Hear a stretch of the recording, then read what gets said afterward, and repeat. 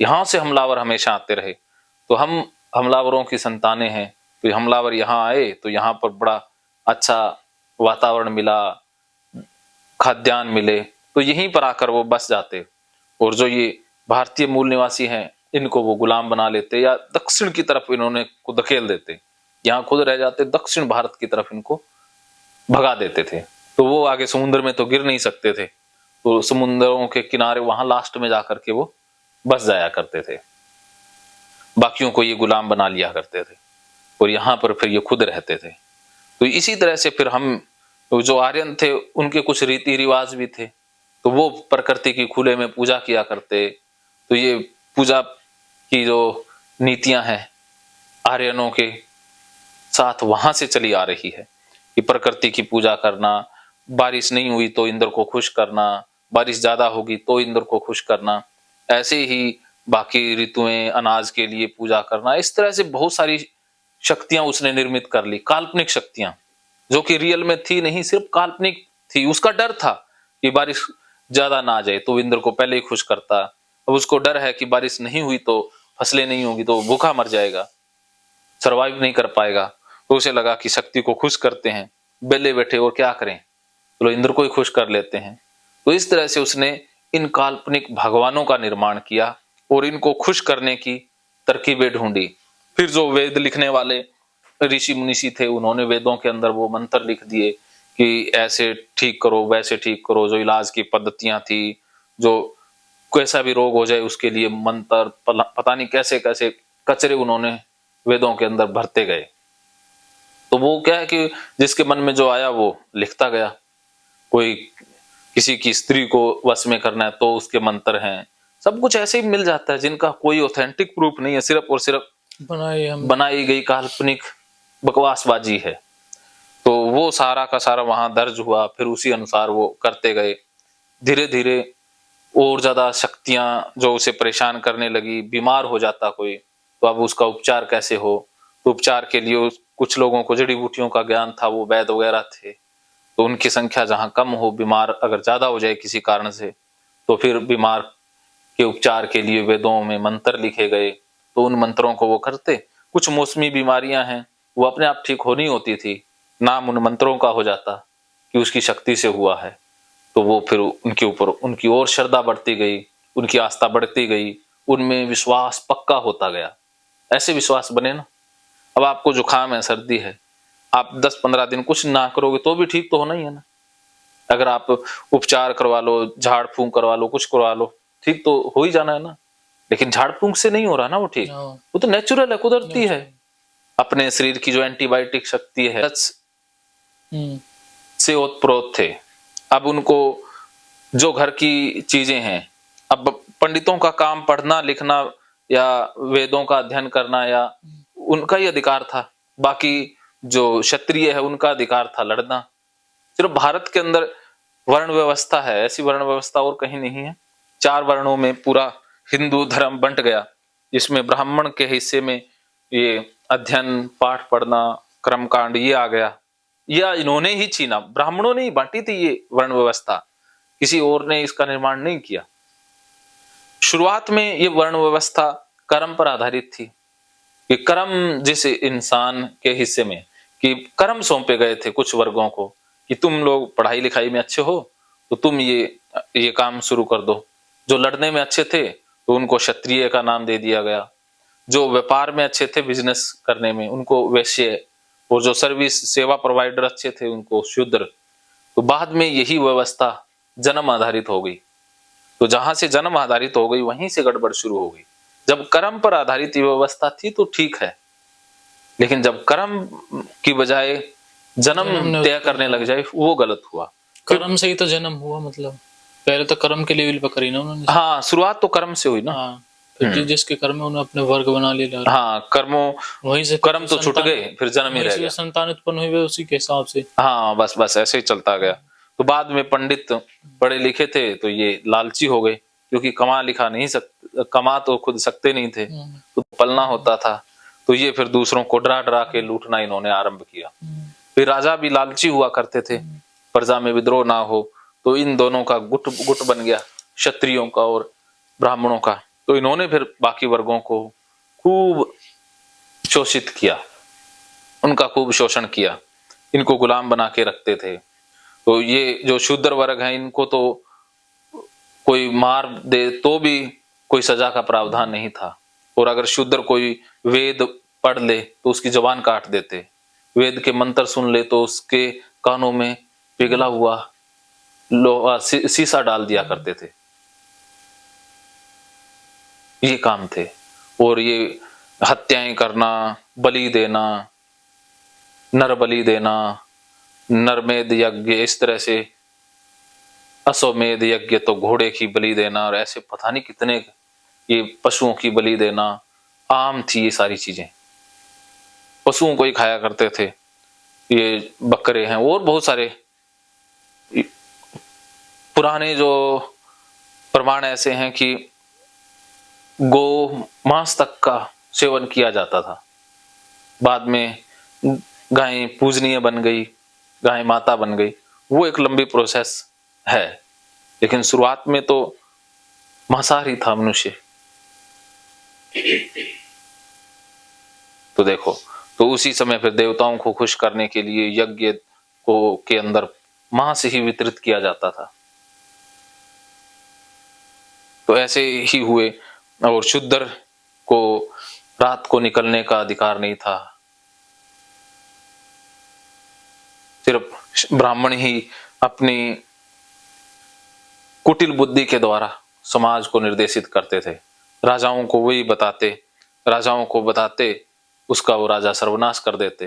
राजा क्षत्रियों को, क्षत्रिय होते थे लड़ाई झगड़े वाले, तो ये शूद्रों पर अत्याचार करते, वैश्यों पर, बाकी वर्णों पर। तो इस तरह से इन्होंने अपने ही काल्पनिक देवी देवता बनाए, काल्पनिक फिर उनकी पूजा आरंभ करी। तो आप पुराने ये शास्त्र पढ़ोगे, महाभारत या अभी के जो नए हैं, उनमें सिर्फ ब्राह्मणों का ही एक लिखा हुआ है कि ब्राह्मणों को दान दो, ब्राह्मण श्रेष्ठ है। ब्राह्मणों ने अपनी दुकानदारी को बढ़ाने के लिए ये शास्त्र लिखे हैं, इनमें कोई सच्चाई नहीं है। तो शनिदेव का निर्माण भी ऐसे ही हुआ कि ब्राह्मणों को तेल भी तो चाहिए, तो उन्होंने एक तेल के लिए देवता का निर्माण कर लिया कि इसको तेल चढ़ाओ तो हमारा घर चलेगा ना। तो शनिदेव क्रोपित है, तो कोई पहले डर दिखा देंगे भी तेरे काम नहीं हो रहे या कुछ ये नहीं हो रहा, मूर्ति से डर लगता है। जो गॉड है, हाँ, वो भी तो कहीं बनती होगी ना, वो भी तो इंसान नहीं बना रहे ना, वो देखो तो फैक्ट्री है ना। हाँ, मूर्ति है, देखो पहाड़ों से, पत्थर से ही तो बनी है। जैसे कहते हैं ना, कबीर खुद कहते हैं, पत्थर पूजे हरि मिले तो मैं पूजूं पहाड़। इससे तो वो चक्की अच्छी जिससे पीस खाए संसार, वो पत्थर अच्छा है ना, जिससे हम आटा पीस करके खाते हैं। ये पत्थर की मूर्ति है, उसको तराश दिया किसी ने, शिल्पकार ने, तो वो भगवान बन गया। कपड़े पहना दिए, रंग चढ़ा दिया, तो बताओ उसमें भगवान का क्या लेना देना। उसको चाहे लात मारो, चाहे वो मूर्तिकार है, वो भी तो उसके ऊपर बैठता ही है ना, बीड़ी भी पीता है। वही जो मूर्ति थी जो मैं बता रहा था, तो वहां पर सर 50 किलो का घंटा था। ये तो ना पाखंड है। 50 किलो का बहुत भारी घंटा था। वो हमारे घर के मतलब ऐसी है, समथिंग 500 मीटर दूर से। तो गांव को एक और चोर चोरी करके ले गए उसे। अच्छा, उसका तो कुछ नहीं हुआ, होगा ही नहीं। अरे अपने क्या कि सोना खजाना इन मुगलों ने या बहुत से हमलावर जो आए, मराठे आए या मुस्लिम जो शासक हुए, उन्होंने कितने मंदिरों को लूटा तोड़ा। दारू पीता है, मतलब उसको नहीं हुआ कुछ भी, होगा ही नहीं। वो सही है, उसको पता है। ये भगवान जो खुद की रक्षा नहीं कर सकता, वो हमारी रक्षा क्या करेगा। शनिदेव खुद की रक्षा नहीं कर सकता, हमारी क्या करेगा, क्योंकि वो है ही नहीं, काल्पनिक है। तो सर कोई अगर होती चीज सकती तो वो वहीं असर दिखाती ना। अरे आज क्या असर दिखाएगी, नहीं तो सर हिंदुस्तान इतने गुलाम रहा, तब क्यों नहीं असर दिखाया। अब क्या असर दिखाएगा। इसका मतलब है भगवान भय का नाम है। जो जितना ज्यादा भयभीत है उतना ही भगवान का भक्त है। जो बहादुर है वो खुद भगवान है, उससे तो भगवान भी डरता है। बस ये याद रखो। और सर ये परमात्मा का कॉन्सेप्ट और बताओ। हाँ, परमात्मा का यही हो गया ना कि जैसे जो शक्तियां थी उन्हीं को बनाते गए। हिंदुओं ने फिर क्या किया कि नए नए सारे पशुओं को भी देवता बना दिया, पक्षियों को भी, पहाड़ों को भी, पेड़ पौधों सबको ही देवता बना दिया। तो इनके देवता हो गए बहुत से ज्यादा 36 करोड़ के करीब करीब। अब इतने देवता हो गए तो रोज कोई ना कोई नाराज ही रहता, 10-15 रोज ही नाराज रहते, तो वो तो सारी पूजा पाठ में ही लगे रहते। एक को बनाए 2 नाराज हो जाए, 2 को बनाए 4 नाराज हो जाए। तो फिर ये पंडित चालाक थे, इन्होंने कहा भी एक प्रधान देवता बना देते हैं, ये एक मुख्य देवता जिसे परमात्मा बोल दो चाहे, या भगवान बना देते हैं, बाकी उसके अंडर में कर देते हैं। जैसे MP MLA PM CM के अंडर में होते हैं ना, तो वैसे ही एक पावरफुल बना देते हैं। तो बाकी धर्मों में तो बन गए एक एक, लेकिन हिंदू धर्म में नहीं बन पाए, क्योंकि हिंदू धर्म में 3 के बराबर उपासक बंट गए, एक तो शिव के, एक ब्रह्मा के, एक विष्णु के। तो फिर हिंदुओं ने क्या किया, इन ब्राह्मणों ने क्या किया, तीनों को ही बराबर मान लिया, तीनों को ही मुख्य देवता बना दिया। ये त्रिदेव सिद्धांत आया, त्रिमूर्ति, कि ब्रह्मा विष्णु महेश, ये त्रिमूर्ति सिद्धांत विकसित हुआ। तो ये 3 परमात्मा के तुल्य हो गए।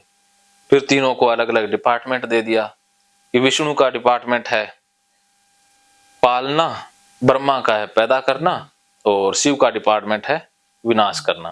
तो ये 3 शक्तियां हैं वास्तव में, एक सस्टेन करने वाली शक्ति जिसे विष्णु कहते हैं, एक जो क्रिएटर शक्ति है जो ब्रह्मा है, एक डिस्ट्रॉयर है जो विनाशक शक्ति है। तो ये बस ऐसे ही प्रतीक बन गए और कुछ भी नहीं है। रियल तो प्रकृति के नियम है, जो कुदरत के विधान आज से करोड़ों अरबों सालों से चले आ रहे हैं। ये परले आएगी तो ये सारी मूर्तियां मंदिर कहाँ बचेंगे, ये भी जाएंगे, सारी चीजें ही तो जानी है ना। इंसान नहीं रहेगा तो इंसान के देवता कहाँ रहेंगे, देवता कहाँ रहेंगे। ये देवता सिर्फ और सिर्फ हमारे मन में है, हमारी सोच में है। जहां पर हिंदू सोच है वहां पर ये देवता है, जहां मुस्लिम सोच है वहां पर अलग देवता है। अंग्रेजों में बताओ शनिदेव का प्रभाव क्यों नहीं पड़ता, क्यों नहीं पड़ता, चाइना में क्यों नहीं पड़ता, सिर्फ हिंदू में ही पड़ेगा। जहां पर हिंदू सोच है वहां सारे देवता हैं। अगर यहाँ पर देखो, इस धरती पर अंग्रेजों का कब्जा हो गया था, तब कहाँ गए थे शनिदेव बाकी देव। अंग्रेज तो पढ़े लिखे शाणे बंदे थे, तो वो तो सारा कुछ समझते थे, वो असली बुद्धिमान व्यक्ति हैं अंग्रेज। वो साइंटिफिक ज्यादा होते हैं, अपने वाले अंधभक्त ज्यादा होते हैं। हाँ जी। तो अंधभक्ति ही मानसिक रोग है, मानसिक रोग है। तो आप अंधभक्ति से बचो, अंधेपन से बचो, प्रकृति के नियमों पर आ जाओ बस। और ये टाइम एंड स्पेस का कंसेप्ट पूरा उसमें मिल जाएगा कोर्स में, क्योंकि वो मैंने साइंटिफिकली 4R थेरेपी भी, 4R थेरेपी, गाली थेरेपी, गीता के 18 अध्याय। गाली थेरेपी तो मैंने सीख ली सर, उसमें और भी मैंने 4R थेरेपी और टाइम एंड स्पेस, हाँ वो सारा और भी मिलेगा उसमें। गाली थेरेपी में कई वीडियो हैं, ठीक है, सारे मिल जाएंगे। और भी बहुत से लोगों के वीडियो हैं। एक और क्वेश्चन है सर, जहाँ पे जैसे हम जहाँ पे रहते हैं वहाँ पे अंधविश्वास ज्यादा है, तो अपने मतलब बिलीव सिस्टम को कैसे बढ़ाए, कि मतलब अपने विश्वास को कैसे बढ़ाए। मतलब देखो, हम जहाँ पर रहते हैं वहां पर कुछ लोगों का प्रभाव हो सकता है, जहाँ पर पंडितों का प्रभाव ज्यादा है वहां पर अंधविश्वास ज्यादा होंगे। खुद हमारे घर के पूजा करते हैं सर। हाँ, तो हम है ही पप्पू दद्दुओं के प्रभाव में है ना। तो ये जहाँ पर, इसके लिए हमें ना वैज्ञानिक सोच अपनानी होगी। हाँ, कि विज्ञान पर आधारित, कि रियल क्या है झूठ क्या है। इसके लिए हमें फिलोसफी का अध्ययन करना होगा, दर्शन शास्त्र को पढ़ो। आप इससे तभी बच पाओगे जब दर्शन शास्त्र का पूरा अध्ययन करोगे, तो और उसके बाद फिर गीता समझोगे, तो गीता में क्लियर कट है। हम मेरा वीडियो सुन लेना, बस पढ़ना नहीं गीता को, पढ़ने से फिर भ्रमित हो जाओगे। पढ़ने के लिए सिर्फ और सिर्फ फिलोसफी है, फिलोसफी। हाँ, दर्शन शास्त्र को पढ़ें। तो ये एस्ट्रोलॉजी, लोग तो उसको भी विज्ञान से जोड़ते हैं, वो बकवास है, कचरा है। कोई हाथ की लकीरें नहीं होती, कुछ भी नहीं है, कोई फ्यूचर नहीं है, सिर्फ और सिर्फ वर्तमान है। वर्तमान है, इसी में खो जाओ, कल का कोई भरोसा नहीं है। कोई एस्ट्रोलॉजर ने कोरोना आने से पहले कोरोना की भविष्यवाणी नहीं की, कुछ भी वेदों में पहले से निर्धारित नहीं है। लोग तो ऐसे ही बेवकूफी करते हैं। वेदों में नहीं है कोरोना के बारे में। हाँ, तो वेदों में कहते हैं हमारे यहाँ सब कुछ था, जो भी रिसर्च होती है हमारे यहाँ था। तो यहाँ था तो एक हिंदुओं ने कोई एक भी आविष्कार किया? ये सिर्फ और सिर्फ गुलाम मानसिकता है। वेदों में कुछ भी नहीं है, सिर्फ कचरा है। सिर्फ और सिर्फ जो एडिशन या जो ये ईसाई रिसर्च करते हैं उसी के कारण संसार जिंदा है। भारत कला के क्षेत्र में जरूर अग्रणी रहा है, विज्ञान भारत में विकसित नहीं हो पाया। इसी पंडित वर्ग के कारण, धार्मिक वातावरण के कारण विज्ञान भारत में उत्पन्न ही नहीं हो पाया। यहाँ पर कला जरूर मिलेगी, संगीत की कला, बाकी कलाओं में भारत अग्रणी रहा है। साइंस में बहुत पीछे है। सोच पर तो सदियों से गुलामी के ताले लगे हुए हैं। सोच तो लगभग गुलाम मिलती है। मेरे घर वालों की सोच गुलाम है। कोई बुखार हो जाए तो आज भी पंडितों के झाड़े डलवाने चले जाते हैं और मुझे भी मजबूर करते हैं कि तू जा ये कर, लेकिन मेरे तो अंदर तक वो सारा डाटा क्लियर है। तो उनको मैं नहीं बदल सकता। हो सकता है उनको 4-5 जन्म और लगे बदलने को। इसलिए आपा ने किसी को बदलना नहीं है, क्योंकि उनको बदलाव अभी नहीं आएगा। उनको 4-5 जन्म और लेने पड़ेंगे, फिर उनकी जो पुरानी सोच है वो शायद हट जाए।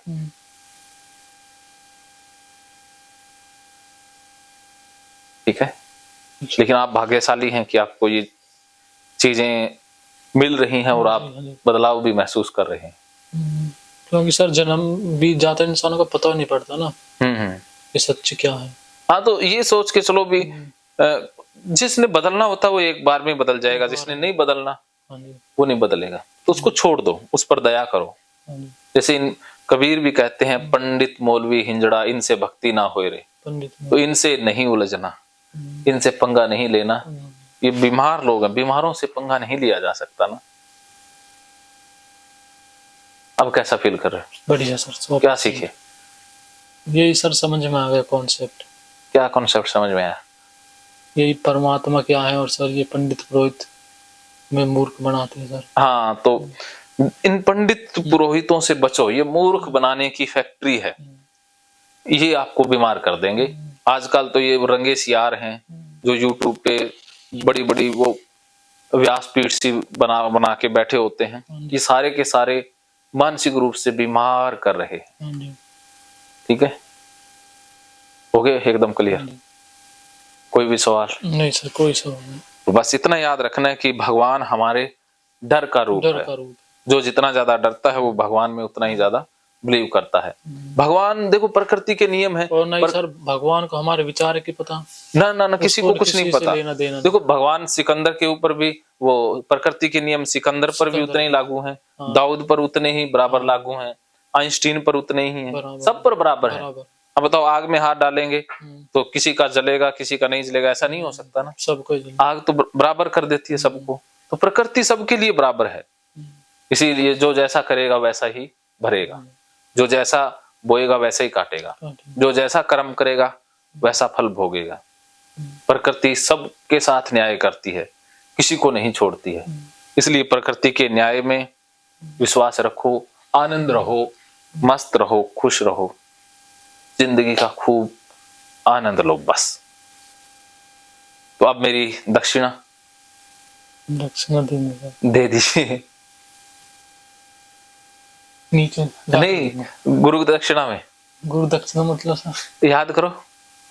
अच्छा सर। महकेंगे फिर से खुशियों के रंग भगवत गीता थेरेपी कोर्स के संग। इतिहास का पहला ऐप जो गीता के माध्यम से ओसीडी डिप्रेशन का इलाज आसान बनाएगा।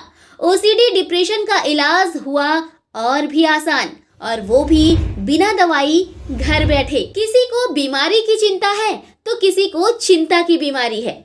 भगवत गीता ने लाखों करोड़ों का जीवन बदला है और आपका भी बदलेगा। गीता थेरेपी कोर्स में आपको मिलेगा सभी 11 प्रकार की ओसीडी का संपूर्ण इलाज, जैसे गंदगी का वहम, बार बार हाथ धोना, बार बार सफाई करना, बार बार लॉक दरवाजा चेक करना व अन्य सामान की चेकिंग बार बार करना, एक ही विचार बार बार आना, नुकसान व मरने मारने का विचार आना, HIV, rabies, cancer, heart attack का विचार आना, IBS और नींद न आने की समस्या का हल गीता कोर्स में मिलेगा।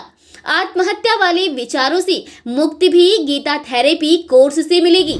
राजेंद्र जोधपुरिया ऐप पर आपको ओसीडी से संबंधित राजेंद्र जोधपुरिया की किताब भगवत गीता के मनोवैज्ञानिक रहस्य और अन्य टिप्स पढ़ने को भी मिलेंगे। गीता है महान थेरेपी। गीता में सीबीटी, हिप्नोथेरेपी, माइंडफुलनेस, ईआरपी व अन्य बहुत सी साइकोथेरेपीज का समावेश मिलेगा। राजेंद्र जोधपुरिया ऐप एक, फायदे अनेक। आज ही प्ले स्टोर से डाउनलोड करें, लिंक डिस्क्रिप्शन में है। तो देर क्यों, अभी जाइए डिस्क्रिप्शन में और लिंक पर क्लिक करके प्ले स्टोर से अभी डाउनलोड कीजिए राजेंद्र जोधपुरिया ऐप और पाइए अपनी सभी समस्याओं का हल। मानो तो मौज है, वरना समस्या तो हर रोज है।